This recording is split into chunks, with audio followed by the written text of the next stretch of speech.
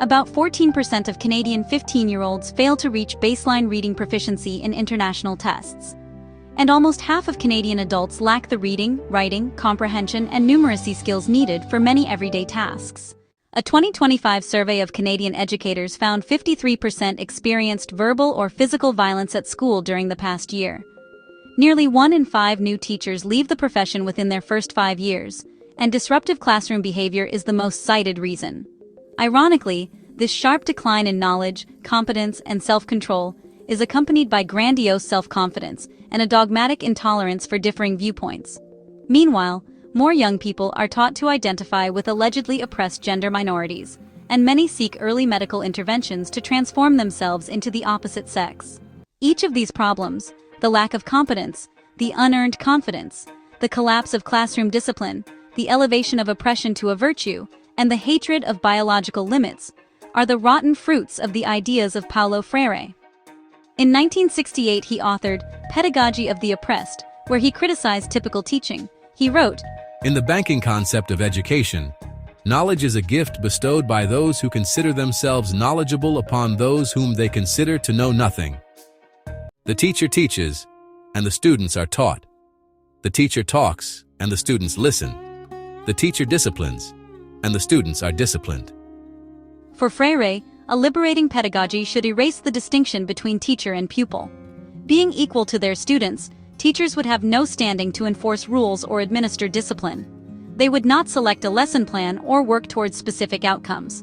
He wrote, "Through dialogue, the teacher of the students and the students of the teacher cease to exist, and a new term emerges. Teacher-student with students-teachers.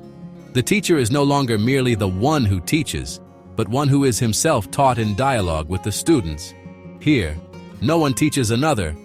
The students, no longer docile listeners, are now critical co-investigators in dialogue with the teacher."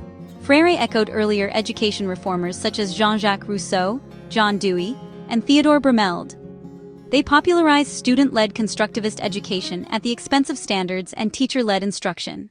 Freire wanted students to gain a critical perception of the world and achieve critical consciousness.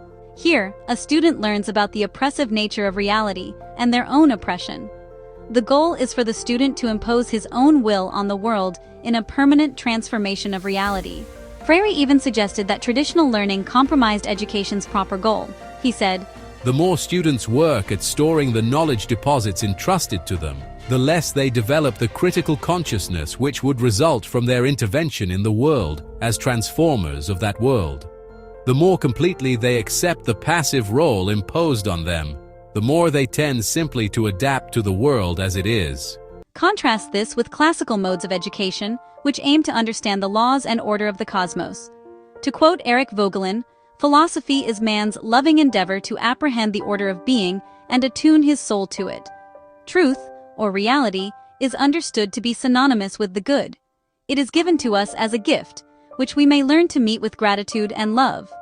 But to Freire, the philosopher is a chump, and the attempt to understand and conform our souls to the given reality is a fool's game, a diversion concocted by the oppressor to ensure that man does not rise up in revolt.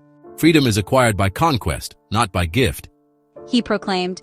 This means a teacher who attempts to instill virtues in children such as self-control, patience, and forgiveness is doing the bidding of the oppressor. He wrote, "Under the sway of magic and myth, the oppressed see their suffering, the fruit of exploitation, as the will of God." But Freire ignores that it's impossible to think critically without knowledge, or to pen great literature without being taught how to write. Consider what would happen if someone tried to build a suspension bridge without understanding the laws of physics and conforming to them.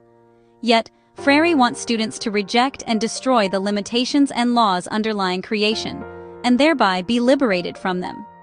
Our inventive capacities don't come from rejecting and remaking reality, as Freire suggests, but from imitating it. In the words of J.R.R. Tolkien, we are man, sub-creator, the refracted light through whom is splintered from a single white to many hues, and endlessly combined in living shapes that move from mind to mind. We make still by the law in which we're made. When we deny the gift of reality and attempt instead to conquer it and remake it according to our will, we deny the very metaphysical ground on which we stand. we should not be surprised that an educational establishment committed to this task is leading us into an abyss. Read this essay and others in the Frontier Center's new book, The Peril of Woke Schools and the Value of Traditional Education, available on Amazon. And please like, share, and subscribe if you appreciate our videos.